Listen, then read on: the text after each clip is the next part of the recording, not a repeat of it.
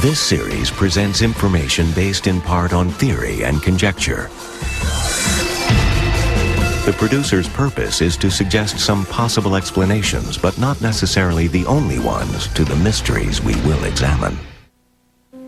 There are people who claim to remember events that happened in a former lifetime. It is a strange phenomenon called reincarnation. There's the story of Maria, a little girl who lived a long time ago in a coastal village of France. Maria had a special touch with living things. It was said she could cure animals and people of illness. The villagers called her a witch and hunted her down in the night.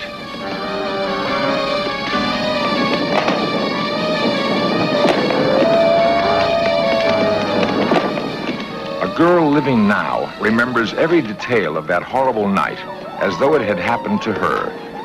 Perhaps it did.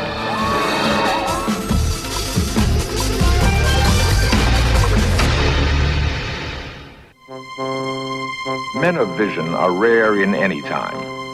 In the pioneering days of American industrial expansion, Henry Ford was such a man. In his later years, Ford would be acclaimed as the father of the assembly line. Ford's genius embraced another idea. He believed he was immortal. Ford thought that his essential being or soul would be reborn into another body. Reincarnation is a belief that has been expressed by every civilization known to man. The principles governing the cycles of birth, death, and rebirth are called karma.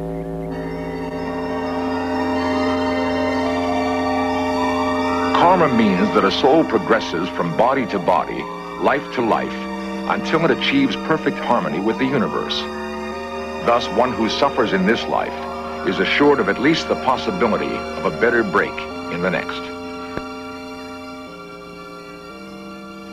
All right, now lie down and make yourself as comfortable as you can. Dr. Helen Wambach is a clinical psychologist doing reincarnation research in San Francisco. Stretch the jaw. Using the technique of hypnotic regression, she will be the guide on a remarkable journey through time and space. And all discomfort leaves your body. And you're floating on a cloud, and your body is very, very heavy now. We're going to float back all around the world, back into past time. When I call out the name of a place, let images come into your mind. An image for the Far East, an image for Central Asia, an image for Europe, an image for the Near East and Africa, or an image for North, Central, or South America. Now choose. You have chosen. I'd more or less picked Scandinavia. I couldn't get out of the snow. The only real scenery was just rolling snow-covered hills, frozen ground. And it seemed like we traveled by foot most of the time from one fishing hole to another, it seemed. And my death was an accident in, one of the journeys, and it was like, it seemed to have something to do with a sled, and it sort of got thrown over, and I was just left laying in a snowbank.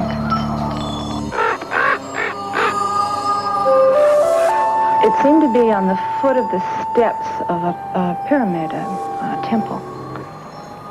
The ceremony that I was going to attend was attended by all the members of the village, all the surrounding villages, and it seemed to be a healing.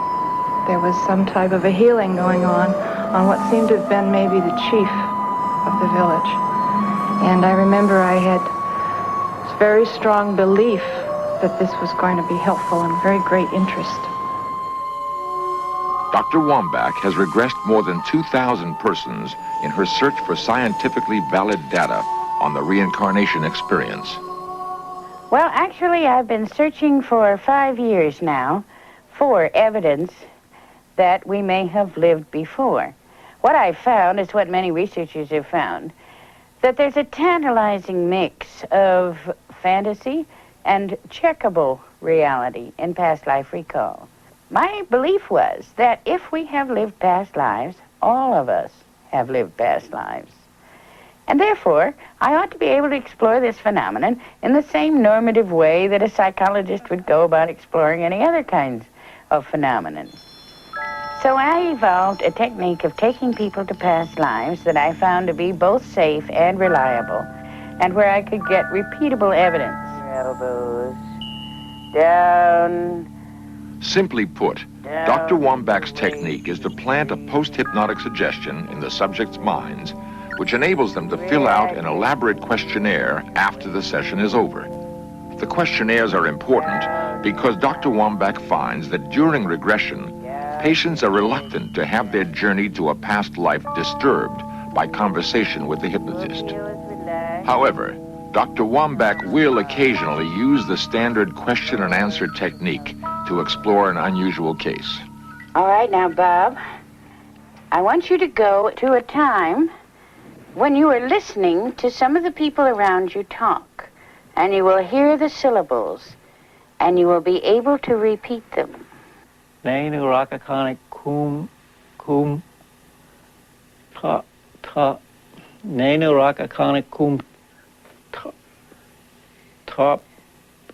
All right, that's fine, Bob. Can you tell me what these words mean? What is being talked about? In regard to the day's labors, the dissatisfaction with the task, dissatisfaction with the job. How do you feel about this? Do you feel dissatisfied? I feel it's all in a day's time, and I'll soon be on my way away from it. Now, Bob, I want you to move in that lifetime to a time when you are seeing something written.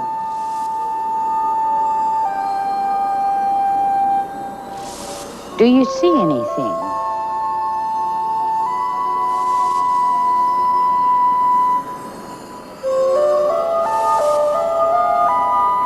You will be able to open your eyes without coming out of the hypnotic trance. You will focus intently on the hieroglyphs, and you will be able to copy them. Dr. Wambach has had an expert at Stanford University study Bob's strange writing. She says the expert has been able to identify 80% of the characters as authentic Egyptian hieroglyphs. Very good, Bob. Can you tell me now what these hieroglyphs mean? In reference to a new trade route and treaty of free movement and protection from the highest power for such a venture.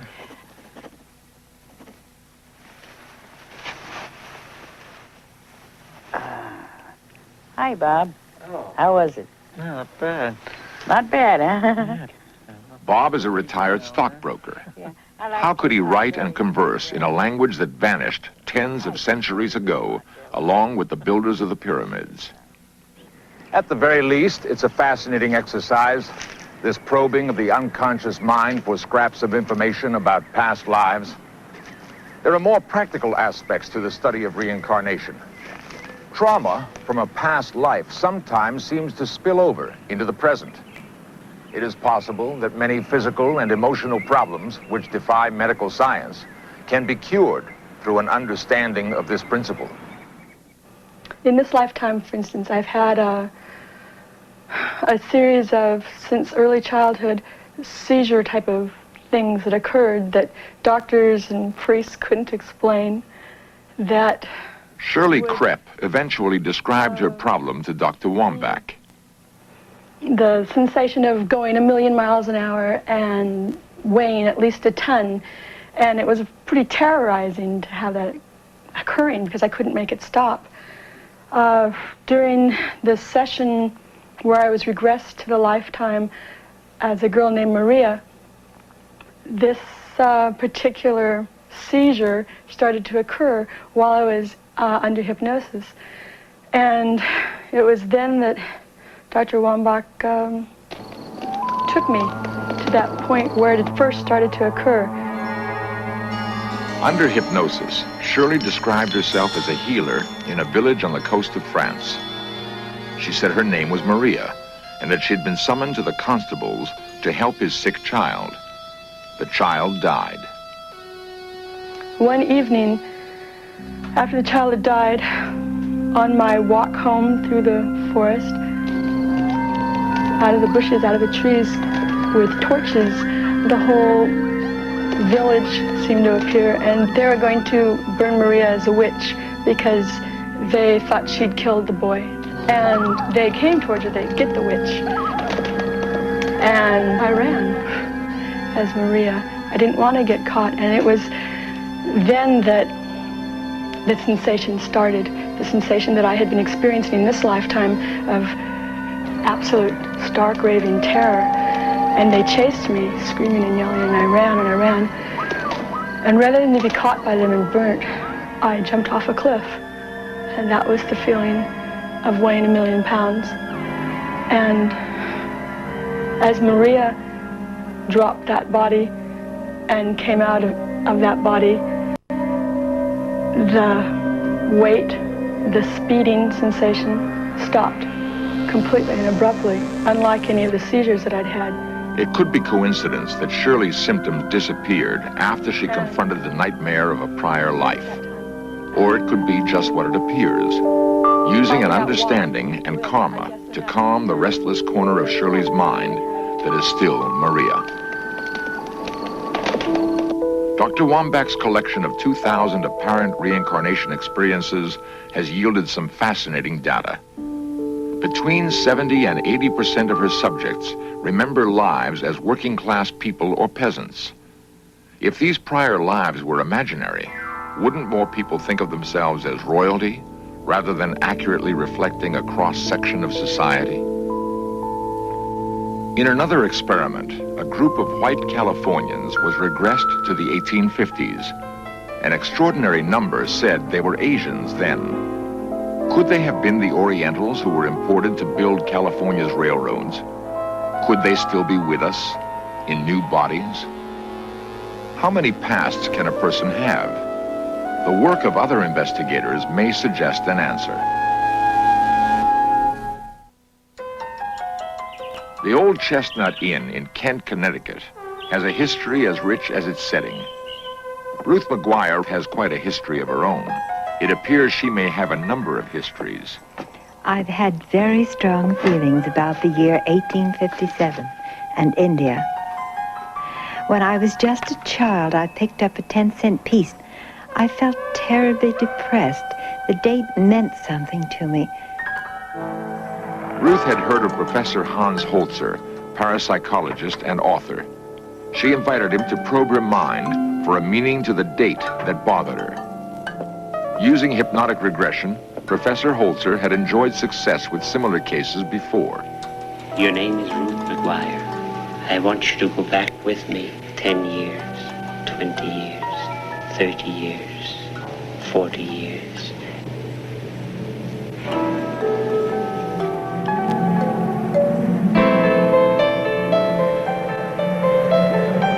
Where do you live? In Manhattan.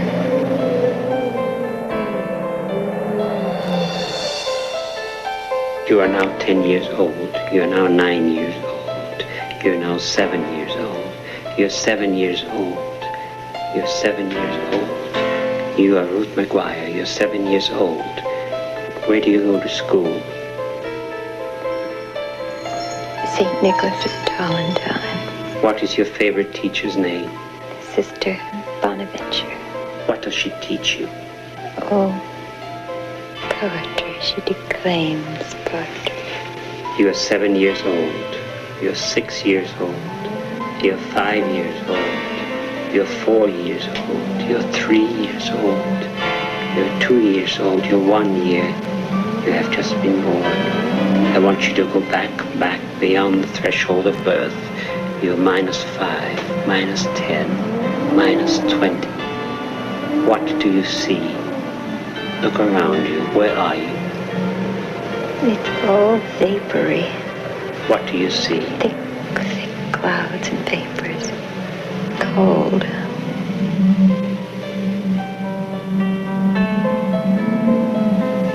Oh, yes. I know where I am now. Where are you? I'm in England. Where are you? What place? Sussex. Where did your father come from? Horton. It's in the North Riding area. And your mother? Durham. That's near Newcastle. Did you ever get to the New World? No, I died in Leiden at the age of 13. It was like a dam breaking. The bodies screaming, shouting, pillaging. I ran and hid. Next, Ruth recalls another life and a crisis in a distant land. I always dreaded being sent away. Where were you sent? We went to India, Where in India? Calcutta, and then another place where there was an uprising. The natives were very angry. They didn't want us there. And they came in a body, screaming, shouting, pillaging.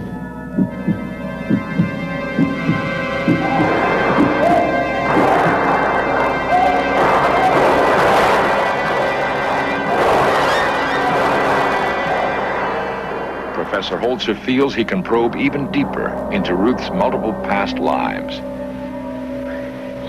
Now I want you to go back further, beyond your life in India, beyond your life in England. Go back, another incarnation, another life. And what town are we in? Now we are in Holland. The year is 1613. Smoke in the room. What sort of smoke? From the fire. It's smoking the fireplace. Where are you to begin with? Where are you now? Oh, I'm in a room in a cottage, and the fireplace is smoking. It burns my throat. My aunt and my mother are both there, and we have to wait and wait and wait. And there's something about the New World and Passage.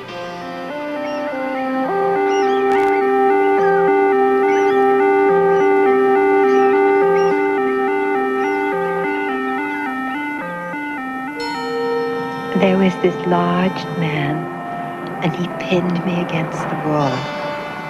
I was miserable, and I fell overboard.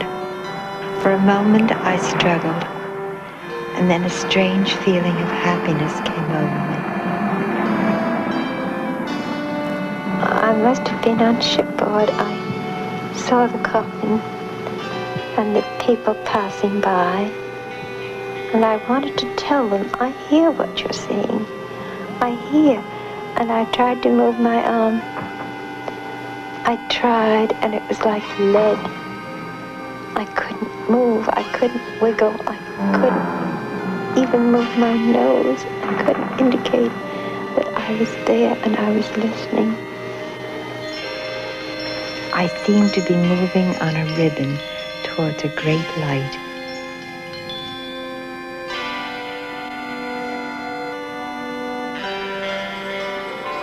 What was the next sensation that followed? There were people. I saw shadows and presences and people I didn't know. But my mother, yes, I saw my mother, and there was a comforting feeling that I had found her at last. For Ruth McGuire, the session was a revelation. The controversial concept of karma made sense to her and seemed to explain so many things. Whatever she might have suffered in past lives only seemed now to increase her chance of serenity in this one. Dr. William Yaney is a psychiatrist who has devoted years to the study of reincarnation and the laws of karma. Where I sit, I really see life as really a schoolroom. We're living in a very, very narrow spectrum, a very narrow dimension, as our parapsychologists are beginning to describe to us, tell us.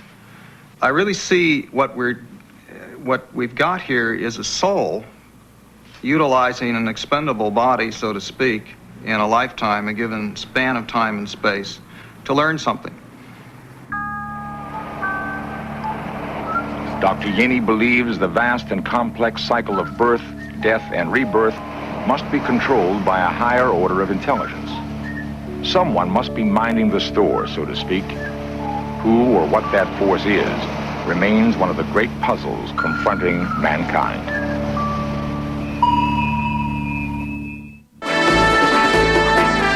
Coming up next, In Search Of takes a look at the facts and fiction about afterlife experiences. Then, agents hunt down a bank robbery gang on FBI, The Untold Stories. And later tonight, on History's Lost and Found, the Maltese Falcon, General Sickles' leg, and other oddities. At 8, here on the History Channel, where the past comes alive.